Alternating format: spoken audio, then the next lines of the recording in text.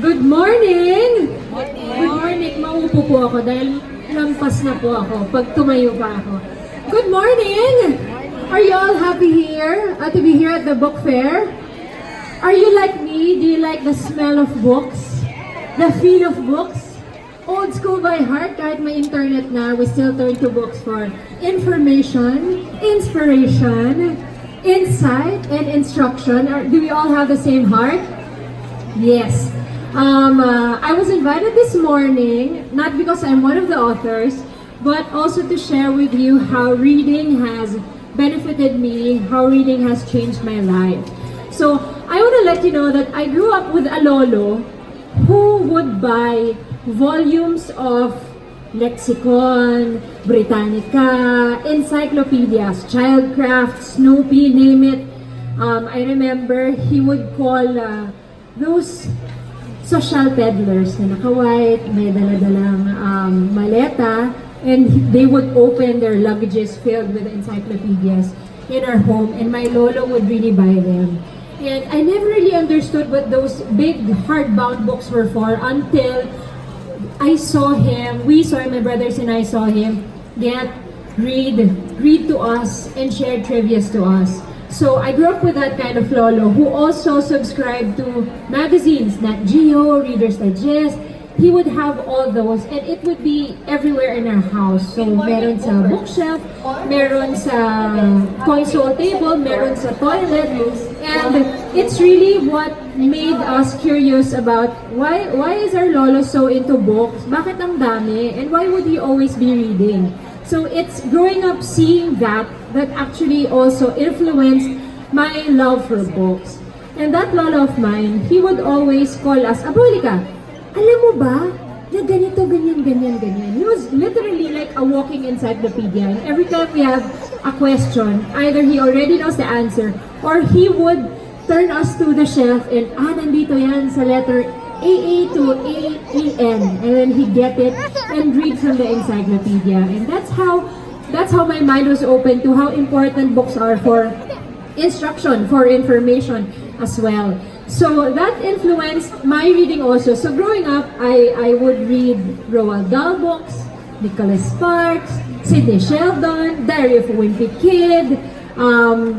I'm not gonna say I'm a bookworm or I'm such a wide reader. I just really loved getting books, reading books. Parang siya yung first kind of entertainment ko when I want to rest or decompress, when I'm stressed.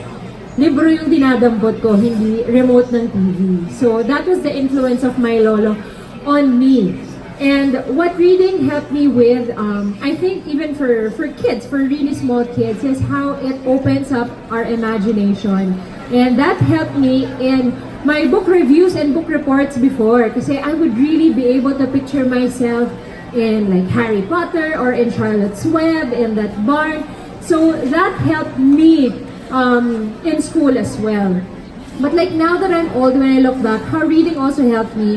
Aside from imagination that I picture myself in those stories, in those situations or those scenes, is how it also helped me visualize procedures or processes. Like, I learned how to bake from a book, just a book. Hindi po ako nag-YouTube, hindi ako nag-subscribe sa kung ano-ano. I'm not that kind of visual. But the very first time I made pandesal, I made bread, I made it using a book, just a cookbook. I don't know how, by God's grace, siguro meron na akong ni God, wisdom noon ng konti. I just really imagined how it was described in the book. And since then, talagang I always turn to books for any information I need, even for inspiration, for instruction, even to insight or encourage insight in my thinking. I would really turn to books. So now, as a mom, what I want to share with you today is how we can make readers out of our kids. Kasi there was a season in my life when I was thinking, bakit yung anak ko hindi masyado mahilig sa libro? Samantalang ako, nakikita niya naman ako araw-araw. Pagmulat ng mata niya, nandun ako sa may bintana, nagbabasa ako ng Bible, nagbabasa ako ng Bible. But how come she doesn't have the same interest for books? So I kind of thought of that for a moment, and I realized 3 things that will help us all, moms, make readers out of our kids, to encourage reading. Number one is to expose them to books. Like what my lola did. Books were everywhere. Kahit anong klase ng libro yan, nakascatter talaga sa bahay. So what I did, I strategically placed her bookshelf. She has a lot of books because when she was young, I would read to her. So I would strategically place the bookshelf by the toys.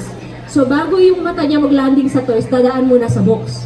Sabi ko, gumagana to. I knew it was working because before she does number 2, kumukuha ng libro, tapos dinadala sa toilet. Sabi ko, nag-work, nag-work. Next, I would also place books above the shelf sa toilet. So dumadami na yung selection niya doon. From her personal favorites like Babysitter's Club na comics, sisingitan ko na ng iba-ibang books dyan. And I would see that she would really choose different titles each time. So, one, it's very helpful that we make books accessible and available to our kids. Na, di ba, some kids out of sight, out of mind. But if they always see that, they would consider it. So, praise God now, yung anak ko, pag meron siyang break time from when we review, ang kukunin na niyan, Guinness Book of World Records. O kaya kumuha siya ng VS ni Tito Doc. So, wow, nagbabasa na talaga yung anak ko. May desire na siya, hallelujah. So that's one. Secondly is to read to our kids. So we know the benefits of reading, right? We don't naman